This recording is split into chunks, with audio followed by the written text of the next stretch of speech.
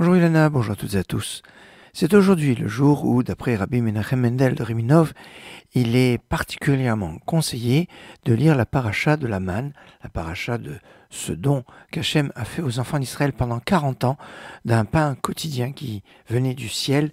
C'est la clé de la parnassa, la subsistance, la bracha, la bénédiction pour les affaires. C'est dans ce passage de l'Exode, chapitre 16, du verset 4 au verset 36, de lire 2 fois le texte, chaque verset en hébreu, et lire après sa traduction en araméen. C'est ça le principe. Alors dans cette paracha, on commence avec le vocable de la création, Vayomer. Et Dieu dit à Moshe, comme dans la création, Dieu a dit par 10 paroles à Sarma Amarot. C'est ce don d'Hachem, de cette générosité, de cette bonté, où il nous donne à manger avec un pain qui pleut. Littéralement, même dire, c'est la leçon de Matar, la pluie, qui vient du ciel, alors que habituellement c'est plutôt cultivé sur terre. Et en fait, ça vient du ciel parce que c'est le produit de la prière. Et au quotidien, Devarium Beyomo, chaque jour à son quotidien. On ne peut pas faire une prière qui va nous permettre de nous nourrir pendant plusieurs jours, chaque jour. C'est un travail de chaque jour. Chaque jour, eh bien, c'est aussi une épreuve, parce qu'il ne pouvait pas conserver d'un jour sur l'autre, et s'il conservait d'un jour sur l'autre, ben, ça pourrissait. Et il y en a qui l'ont fait, et ça pourrit. Maintenant, il va y avoir un secret, c'est que le Shabbat est la source de la bracha, de la bénédiction.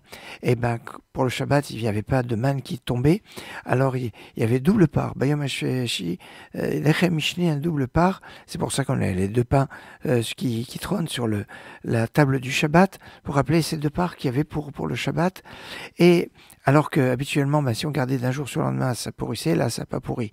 Non seulement ça n'a pas pourri, mais Moshe Aaron a pris car Zinsenet Achat, prends un échantillon de manne et tu vas le garder, et ça sera un témoignage pour les générations à venir, pour voir que Hachem, pendant 40 ans, il a nourri les enfants d'Israël, et ça c'était peut-être le miracle, sûrement le miracle le plus important de toute la sortie d'Égypte, plus que toutes les plaies d'Égypte, qui se répétaient tous les jours pendant 40 ans.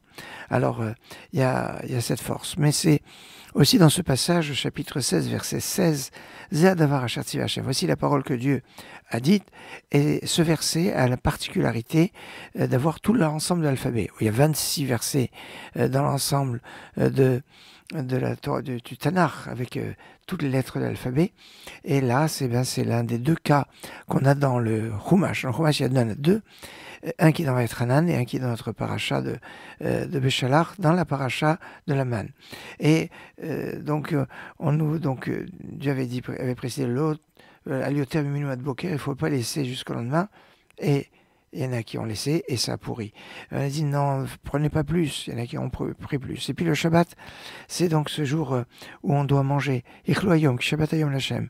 Aujourd'hui, vous allez manger 3 fois le mot Hayom aujourd'hui est lié avec le manger, de là l'obligation de faire les 3 repas du Shabbat avec donc la Seuda Shlishit, qui d'après cette version est une obligation de la Torah.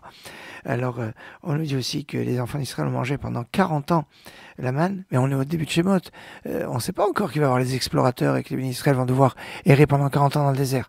Il y a ici un verset qui est un peu anachronique et qui fait référence à la fin des 40 ans, alors qu'on est dans l'histoire. Et en général, l'histoire respecte le fil de la chronologie.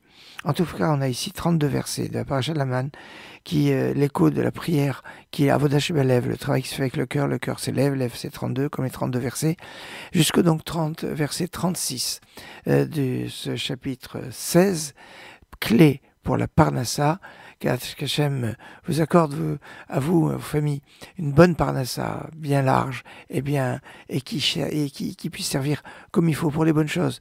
Il y a des gens qui vont gagner beaucoup d'argent mais qui vont le dépenser n'importe comment, ou qui vont le dépenser dans des médicaments, dans des choses, et vont pas pouvoir en profiter. C'est trop dommage. Alors d'avoir de l'argent qui va pas nous pourrir la vie, qui va pas nous tuer le temps. Le temps est quelque chose d'extrêmement précieux. S'il y en a qui disent « time is money », que le temps c'est de l'argent, pour nous c'est plus que l'argent, le temps. Et le temps pour pouvoir étudier, pour pouvoir faire des mitzvot, pour pouvoir faire le bien. Et ça, c'est un élément fondamental. Excellente journée et bonne tefilot, bonne prière pour la parnassa.